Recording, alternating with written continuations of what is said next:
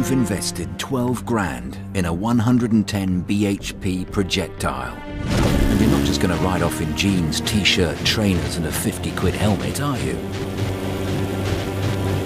With so much tricky looking kit around, how do you go about choosing?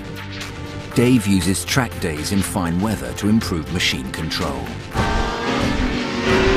Performance riding requires the high-level protection offered by leathers. That's because if you lay it down at 60 miles per hour, you could slide for about 8 seconds.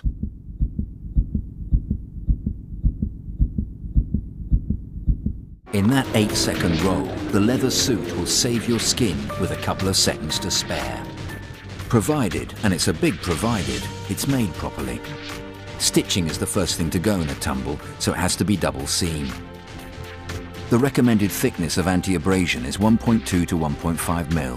A cheap 0.5 mil will just get you into a scrape.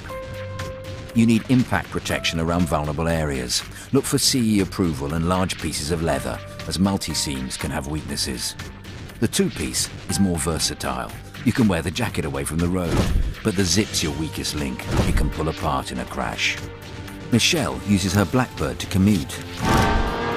Although man-made fabric kit doesn't have the impact protection of leather, it's more practical and offers a better protection from rain and cold. The choice comes down to conditions, machine and riding. Conditions. If you're commuting in winter, low levels of light mean you have to be highly visible, and it helps to have reflective strips on all your kit. Type of machine. A full set of race leathers wouldn't suit a scooter rider, but this outfit is purpose designed. Riding style. Different types demand different kit.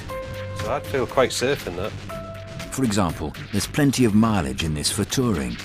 Your body's protected. Now for your extremities. Head, hands and feet.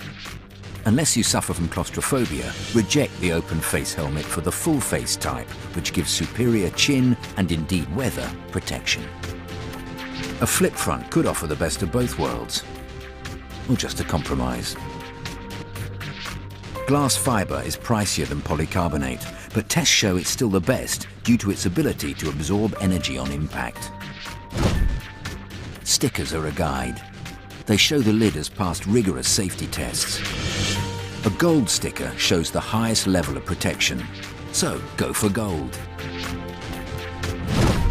Thinking about checking your own lid now?